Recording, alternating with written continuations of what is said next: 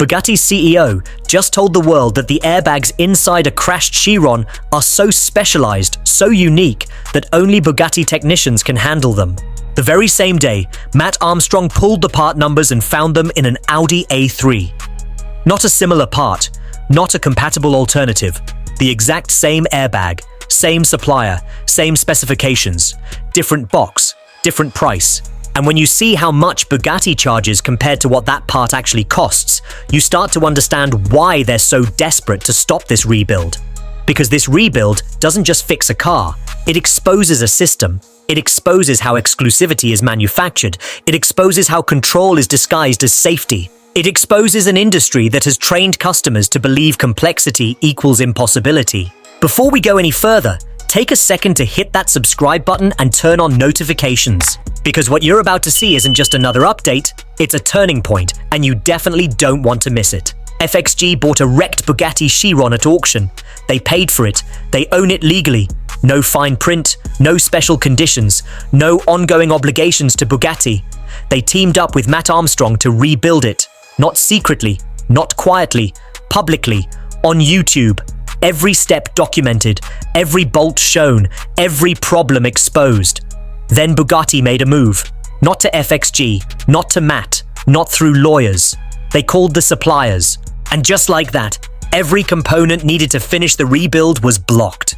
No lawsuits, no court orders, no official paperwork. Just a quiet conversation that shut down the entire supply chain. If you think that's about safety, you're about to see what Bugatti is really protecting. Bugatti's official story sounds reasonable on the surface. The car is too dangerous to repair outside the factory. Airbags are Chiron specific. Structural integrity can't be verified without specialized equipment. Only Bugatti can guarantee safety. Only Bugatti can certify the work. But none of that explains one simple thing. Why didn't Bugatti buy the car back? They knew it was at auction. They knew it was damaged. They knew it sold. They watched FXG take ownership. They watched the rebuild begin. Only after that did the phone calls start. That isn't protection, that's control. Bugatti isn't just fighting Mat Armstrong. They're fighting the idea that you actually own something after you buy it. They're fighting right to repair. They're fighting independent engineering. They're fighting transparency. Because this part's blockade was supposed to be invisible. A rebuild killed quietly in the background. No noise, no headlines, no attention. Instead, they ran into a YouTuber who films everything. And now millions of people are watching. Bugatti wants you to believe the Chiron is pure bespoke engineering. Hand-built, exclusive, untouchable. Nothing shared with any other vehicle on Earth.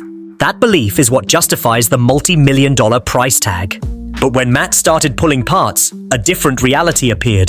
Airbag modules cross-referenced to Audi Q7, sensors shared with Porsche, electronics found across Volkswagen Group catalogs, even control units that appear in vehicles costing 1/10 of a Chiron.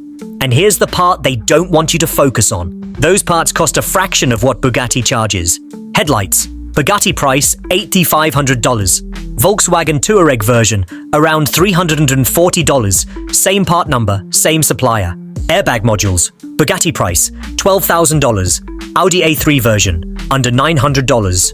Interior switches, control modules, climate controls, window motors, sensors.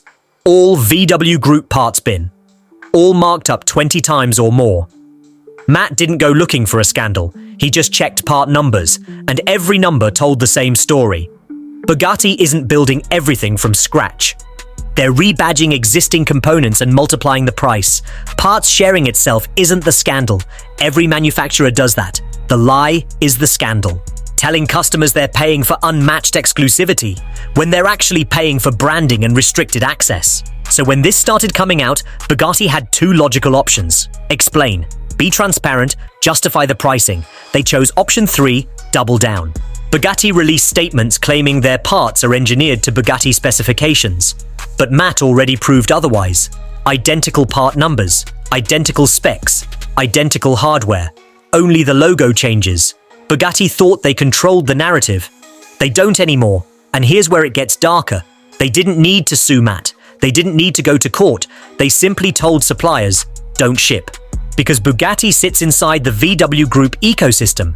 They influence who gets access, who gets priority, who gets cut off, Suppliers listened. No paperwork, no legal ruling, just leverage. That kind of power only works in silence. Silence is gone. FXG owns the car legally. Under US and EU law, once you buy something at auction, it's yours. You can repair it, modify it, rebuild it, part it out, display it, whatever you want.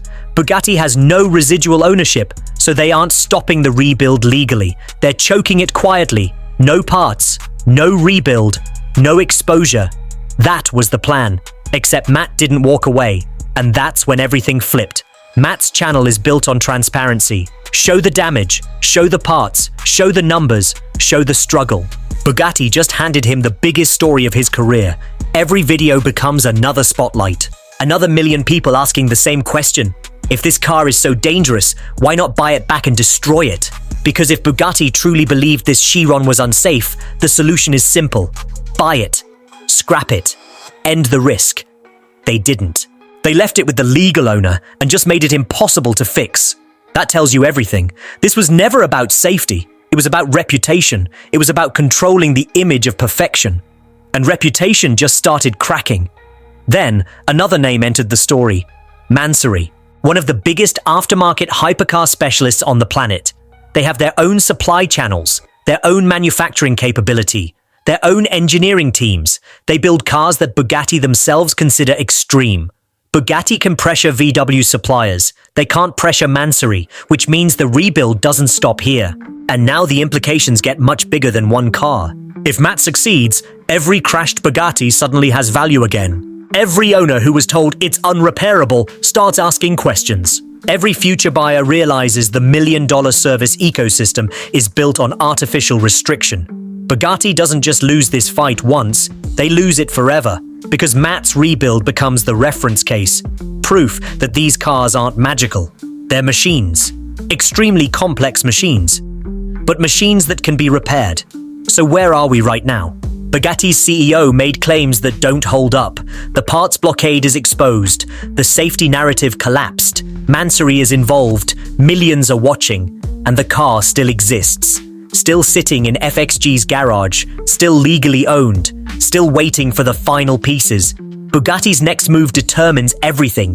Do they escalate? Do they back down? Or do they quietly hope this goes away? But here's the truth.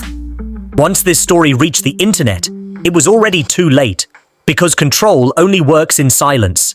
And silence is gone. Subscribe and turn on notifications. Because this isn't just a rebuild anymore. It's a battle over who really owns the cars we buy. And that story is only getting started.